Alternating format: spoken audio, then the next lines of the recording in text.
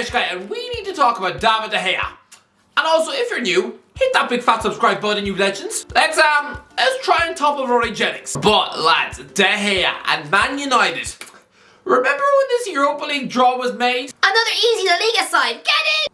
Yeah, this is the 6th season in a row where Man United have been booted out of Europe by an easy La Liga side. And don't forget, they were close to losing the Europa League semi-final to Celta Vigo in 2017. Yeah, Celta Vigo.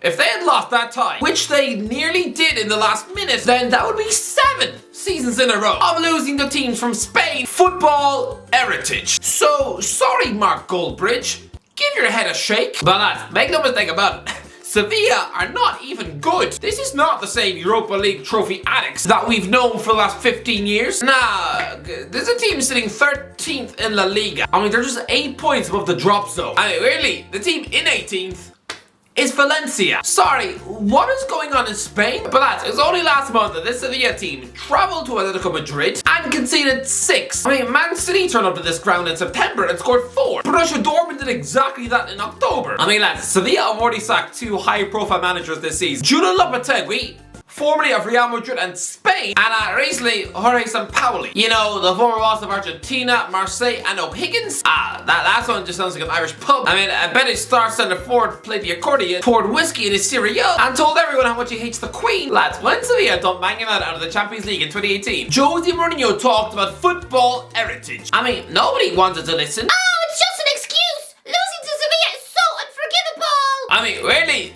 that was also a pretty poor Sevilla season. They finished 7th and also binned off 2 coaches. But lads, David De Gea earns £375,000 a week. To me, that is disgusting desperation from the club, and always has been. This is Manchester United, one of the biggest clubs in the world, just whimpering and bowing like a bunch of petrified weasels, just giving their Spanish goalie whatever he wants. Oh, it's just a bit sad. This is Manchester United.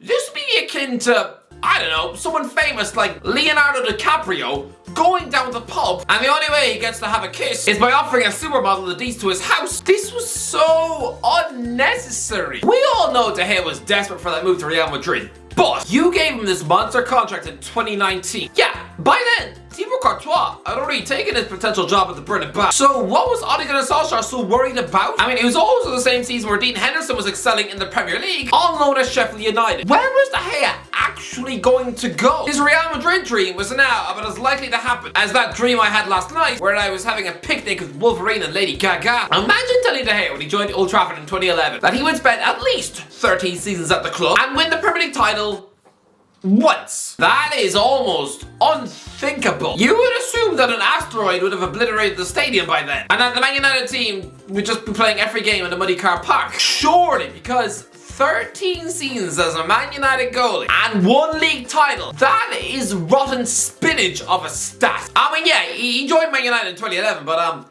2 years before that, he very nearly left Atletico Madrid to join Wigan. Yeah, his first season in English football, he'd have been playing behind Titus Bramble in defence. That's even worse than Harry Maguire. Lads, to me, there are 2 irreplaceable goalies in world football, and they're both Brazilian. Ederson Moraes, take him out of Manchester City, and it would be like cutting off Gordon Ramsay's hand. Yeah, let's see you try and cook a steak now when you have to use nothing but your mouth. I mean, I'm pretty sure all your famous cakes would now taste like the scrotum of a cat. We saw before Pep Guardiola got his hands on Edison in 2017, that City were a floundering joke. Does nobody remember that Claudio Bravo had more mistakes than Floyd Mayweather's diarrhea? Get it? Cause he can't read! Lads, Ederson is Man City's most important player by far. I mean, Kevin De Bruyne missed half of the 18-19 season through injury, and they still won the league with 98 points. And yet, Ederson's agent only has him earning £100,000 a week, the same wage as Tyrone Mings. How is the joint best goalkeeper in the world taking home the same pay packet as Eddie Nketiah? He earns less money than West Ham's number 2. I mean, I'm not saying he's poor, okay? I'm not saying that Ederson is probably having to borrow lunch money from his wife. I truly doubt that he's having to use his own socks as toilet paper. But still, he is a truly elite goalie, and he's not being paid like one. How is he not got his agent to call City's bluff? Because I promise you, if he left the Etihad in the morning to join somewhere like I don't know, Al Nasser, then this city project will crumble into wet spaghetti. And similarly, Alison Becker is only on wages of £150,000 a week at Liverpool. You know, the same wages as Calvin Phillips. He earns less money than Aubameyang. Goalkeepers are so important in modern football, and yet these world-class Brazilians are just being offered crumbs from the canteen floor. How has De Gea's agent managed to wrangle him this contract? Honestly, how? The fact he was only willing to stay at the club if you made him the highest paid goalkeeper in the world shows that he never really loved your club at all. I mean, it's been like telling your wife that you'll only stay with her as long as she cooks you steak every day and offers to buy you a car. It makes no sense why Man United were so desperate to keep DDG anyway. Like,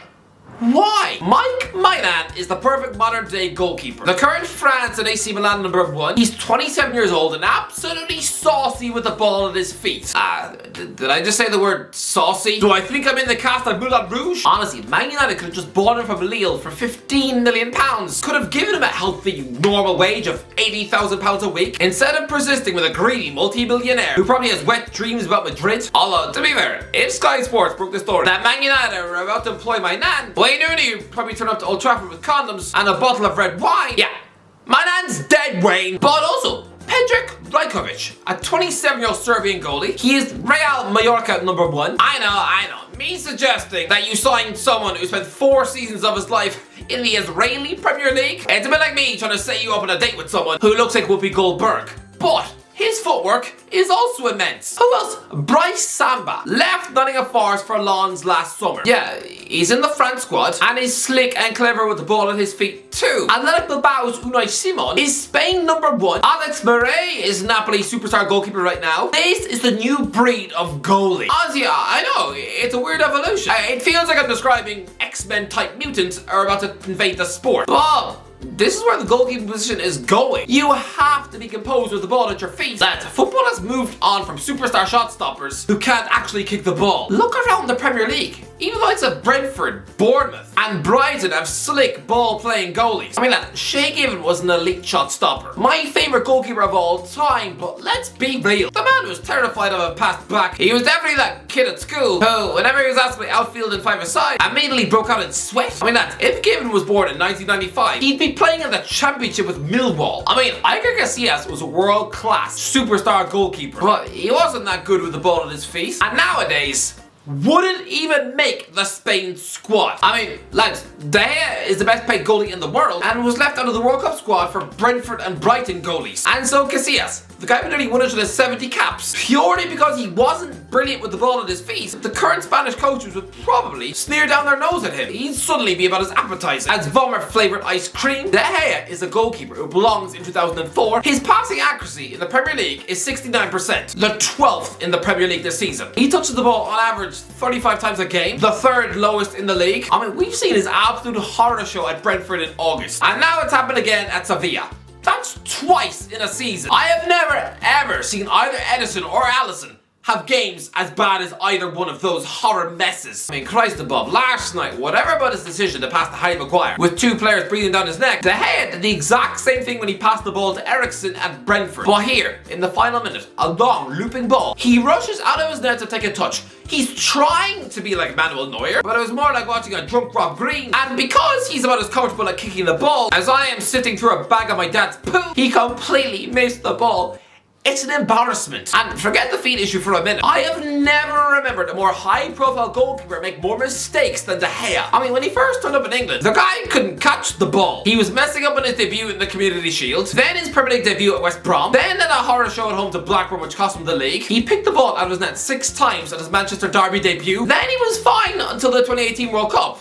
At times he was great, but then Ronaldo bangs in a hat-trick for Portugal in a game where De Gea was absolute pig silage, and since then his errors have been brutal against the likes of Watford, Everton, Chelsea, Barcelona, Man City, Sheffield United, Brentford, Real Betis, Sevilla. He has had so many clangers. In De Gea's Manchester United career, he has lost 6-1 at home twice. I mean, he's been in net when they've been crushed by both Man City and Liverpool over and over again. He rocked up to Leicester once and led in 5. And don't forget, he was the poor cabbage standing in goal when MK Don scored 4. This guy once led Bournemouth, scored directly from a corner kick. His mistakes were the reason that Manchester United lost a League Cup semi-final to Sunderland. He cost lost him in the Europa League final when he let the entire Villarreal team queue up to score a penalty past him before he missed the crucial one. I'm sorry, but if my goalkeeper's been paid nearly £400,000 a week, then I would expect him to save at least one penalty. How many times does this man have to sheepishly apologise in front of cameras for costing his club the match? I mean, De Gea's previous contract was £200,000 a week and was going to expire in 2020. Fine,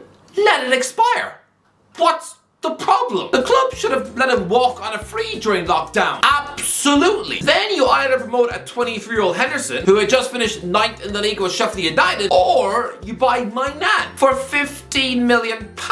Either option sounds far more sensible than nearly doubling the wages of an out-of-form beanpole. I mean, lads, Dean Henderson is what Joe Hart was 15 years ago. He did the Sheffield United thing. He was out on loan at newly promoted Birmingham and helped them finish 9th in the Premier League. But what if Man City had put him out on loan again and chose to instead double the wages of Shay Given? A Shay Given whose form would soon rapidly fall off a cliff and would soon be getting dropped by Aston Villa. That's what Man United have done. De Gea is their Shay Given. The natural evolution was to bring Henderson into the team. I know De Gea might finish this season with the Premier League Golden Glove, but I mean, it would only be De Gea's second Golden Glove in his 13th attempt. Yeah, Joe Hart's won it 4 times, and he's currently a mouldy egg sandwich in the Scottish League. To me, De Gea is a liar. He said he doesn't regret not moving to Real Madrid in 2015. I'm sorry, David, but ever since that moment, you've probably secretly sent death threats to the grandkids of Alexander Bain. You know, the inventor of the fax machine. Are you telling me you're happy to have sacrificed 4 Champions Leagues and 3 La Liga titles in favour of finishing 5th, 6th, 2nd, 6th, 3rd, 2nd, 6th, and now what? 3rd in the Premier League? No, just admit it, De Gea. His Eurovision wife was also desperate for a move to Madrid. I mean, back in 2015, she said that the city was uglier than the back of a fridge. Oh, David. Thank Christ you never moved to Wigan. But yeah, I mean, she's been stuck there for over a decade now. To her, she probably feels like any other cast off Prison Break. But here's the kicker. De Gea wouldn't have survived at Real Madrid because Los Blancos are ruthless. And these levels of De Gea form since 2018 would not have been tolerated at the Bernabeu. At all. I mean, Christ love, during the 13-14 campaign, Casillas was recently a world champion with Spain. He was a Real Madrid legend and at just 32 years of age.